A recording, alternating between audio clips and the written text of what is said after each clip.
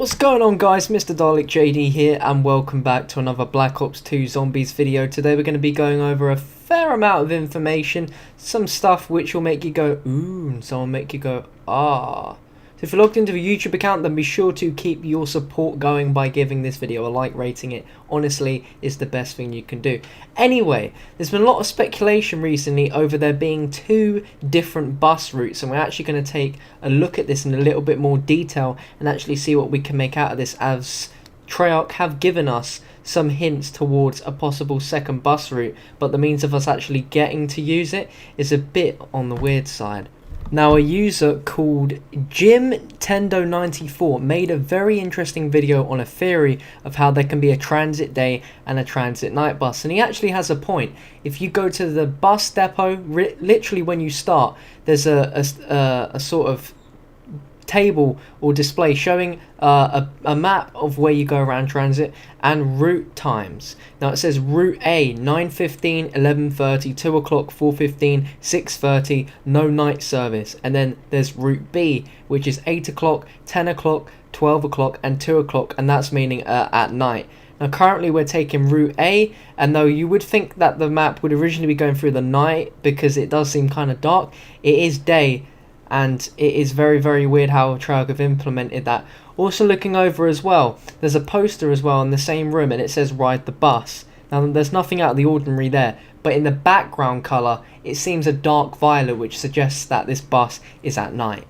And when you first load up a game, you notice the bus comes from behind the bus depot and then it moves to the front of it, and the bus doesn't actually travel to that area at any other time besides right at the start of the game. And loads of people are probably suggesting that the bus will take you there, and that there is either an alternative driver or an alternative bus or anything like that. Well, some people have managed to get the texture files from the game, and there's two texture files for the bus driver, but they aren't two texture files which are two different drivers. The textures are both from the same one driver that we always have had on transit. So that kind of debunks the theory that there is a second driver, as there actually isn't, unless the second driver looks exactly the same.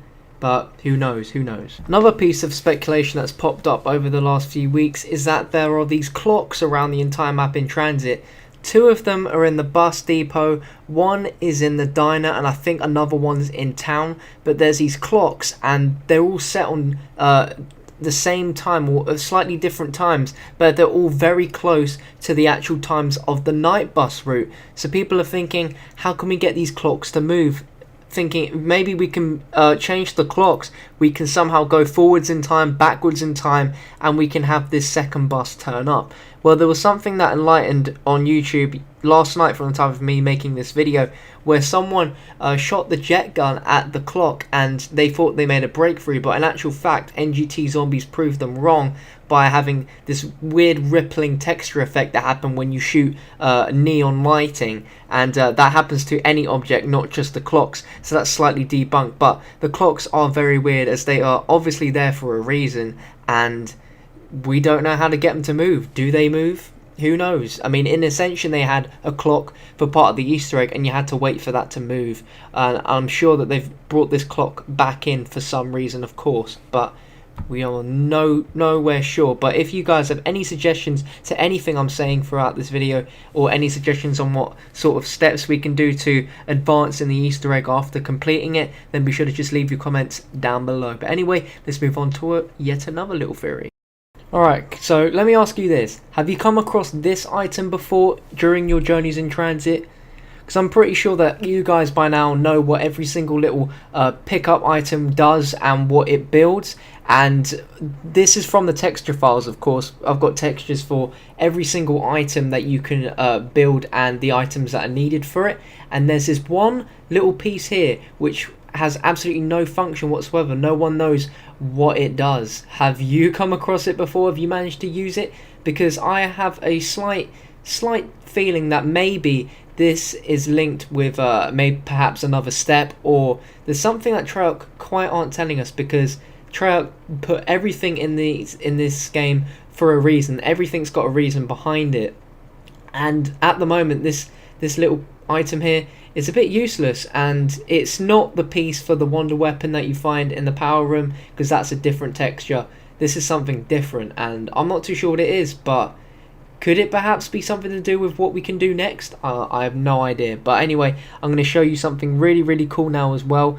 Now, over the past few days, a lot of people have been discovering some weird lighting effect in a theatre mode, and this has actually been replicated multiple times, and it's going to be shown in-game now, just to show you, of course. So you come over to the town area, and you see this laundrette or laundromat. You can either shoot the door a few times, unload a few clips of ammo into it. It's very strange how you get this to activate, but when you do manage to do it, you'll notice that these two weird lights come right through, as you can see, shot right through there.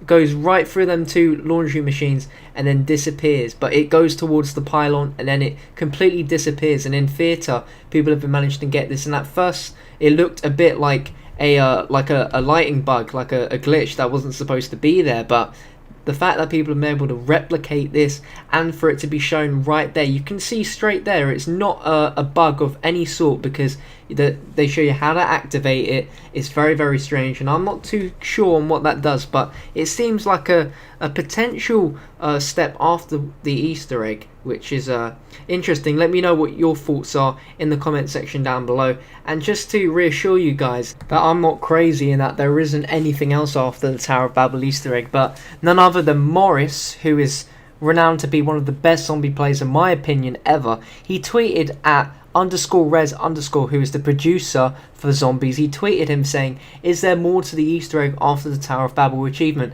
Perhaps a second bus or in-game reward?" And Rez's reply simply was, "Yes." Which means I'm not going to start raving mad, and that there definitely is something out there. It's just very difficult to find it, and I'm pretty impressed that Treyarch have managed to create something that people haven't managed to find after all these weeks. It's pretty damn astounding. But anyway, I'm going to show you one more weird little thing, and then we're going to wrap this up.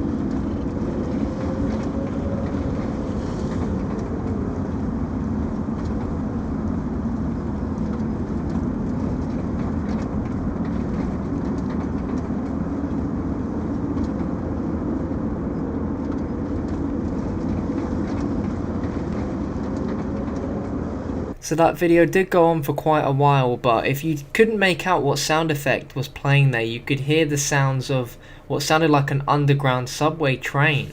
Now this sound just randomly happens, like if you stay in the town for a good 2 to 5 minutes, you'll probably come across this sound, but this is in theatre mode, and it is very strange how you get this to actually play. It's sort of similar to the sound effects in Kino de Totem. When you went up to the windows you could hear stuff, but I don't know if that's got any resemblance to anything. But hey, if you find anything guys, then be sure to let me know in the comment section down below, and if you haven't already, do subscribe to stay updated with loads of Black Ops 2 Zombies content, including the storyline, some crazy Easter eggs, and more videos like this. And you guys help me out just as much as I help you, so it'd be really awesome to get your support and feedback.